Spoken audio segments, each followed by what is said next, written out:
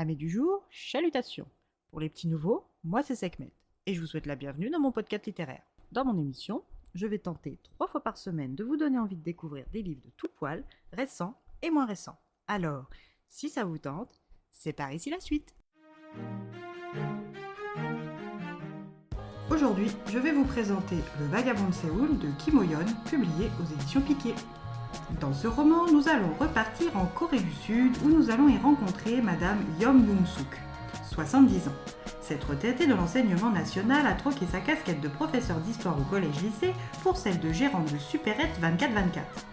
Sa retraite était confortable, mais après avoir hérité d'une coquette somme au départ de son mari, elle s'est interrogée sur la meilleure façon de faire fructifier cette somme dont elle n'avait pas vraiment besoin pour vivre. Quand son jeune frère, qui a plusieurs supérettes, lui a conseillé de se lancer, elle n'a pas refusé.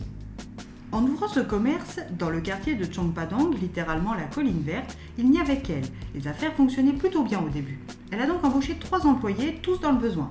Pour le service du matin, son amie depuis 20 ans, Madame Oh Sun-suk. Cette ancienne tenancière de bar n'a qu'une maxime, les gens ne changent pas. Mariée et mère d'un fils, elle s'est remise à travailler pour aider son fils de presque 30 ans, supposé passer un concours pour devenir diplomate après avoir quitté une entreprise prestigieuse.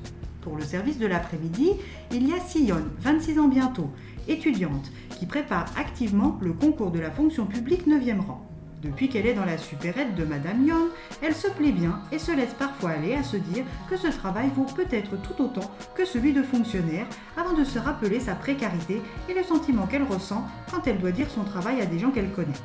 Et pour tenir la supérette la nuit, Madame Yeon peut depuis l'ouverture, soit 2 ans plus tôt, compter sur Song-pil, un père de famille dévoué de 55 ans qui, faute de retrouver un emploi stable après être tombé au chômage, s'est résigné à accepter les petits boulots pour subvenir aux besoins de sa famille. Madame Yom, qui a un fils et une fille, se sent finalement plus proche de ses employés que de sa propre famille. À sa décharge, son fils Min-sik n'en a qu'après son argent et est prêt à l'arnaquer pour arriver à ses fins.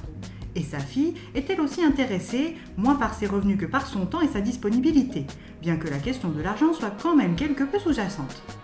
Sa petite fille, Jun-hee, veut faire du taekwondo, et sa fille ne veut l'inscrire qu'auprès du meilleur professeur. Malheureusement pour eux, il habite proche de Madame Yom et donc près d'elle.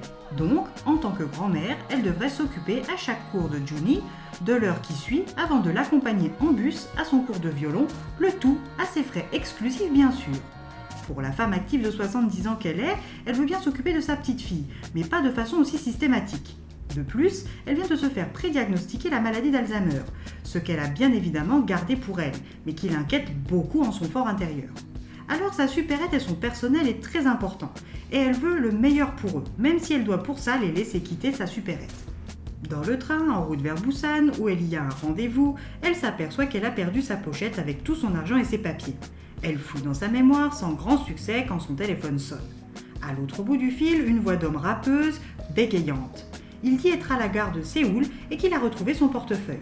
Il va l'attendre à la supérette GS de la gare. Sur la ligne de retour vers Séoul, Madame Yom s'interroge. Fait-elle bien de rejoindre un inconnu qui semble être un vagabond, seul à son âge? Va-t-il lui demander une grosse compensation? Devrait-elle se faire accompagner? Mais pas le temps de trouver des réponses à toutes les questions qui se bousculent dans sa tête qu'elle est de nouveau sur le quai de la gare de Séoul. Elle trouve la supérette et aperçoit celui qu'elle appellera plus tard Dokko. Il est avec un plateau repas quand 3 hommes sans abri le passent à tabac pour lui voler le sac de Madame Yom. Quand l'adrénaline lui fait monter le ton, elle met en déroute les 3 voleurs. Son sauveur n'est plus que Playboss, mais est satisfait d'avoir tenu sa parole. Comme il refuse toute compensation financière, elle l'emmène avec elle à 15 minutes à pied de la gare dans sa propre supérette pour le nourrir. Elle lui offre un plateau repas et lui dit de revenir manger gratuitement quand il le veut. Elle prévient ses 3 employés de suite et repart pour Busan. Cet ours pâteau, comme l'ont qualifié les filles, revient chaque jour mais n'accepte qu'un plateau périmé du jour et en contrepartie commence à entretenir l'extérieur de la supérette avec sa petite table et ses chaises. Chacun d'entre eux a tenté d'en apprendre plus sur ce sans-abri aux bonnes manières, mais à chaque fois la même réponse de sa part, je ne sais pas.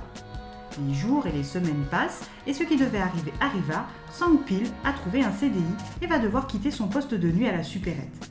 Madame Yom est d'abord triste, puis heureuse pour lui avant d'être dans l'embarras. Elle va devoir faire les nuits. À son âge, elle est déjà fatiguée d'avance.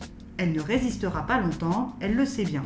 Alors elle propose la place à Dogco qui accepte. Un relooking plus tard, un nouvel employé de nuit est là. Alors pour savoir si Dogco se rappellera son passé ou si Si-yeon aura son concours ou même si Sun-suk renouera le dialogue avec son fils, une seule solution, à vos livres.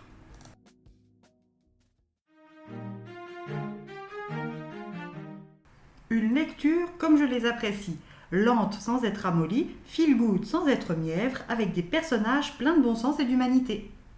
Et bien voilà, j'en ai fini pour aujourd'hui. J'espère que cet épisode vous aura plu et vous aura donné des nouvelles idées de lecture. Si vous souhaitez découvrir d'autres petits bonbons littéraires tout droit sortis de ma bibliothèque, je vous retrouve le mardi 3 février prochain pour un nouvel épisode. Et si d'ici là je vous manque de trop, vous connaissez le chemin sur Instagram, @leslectures de Sekhmet. Sur ce, chalut les amis et à la prochaine.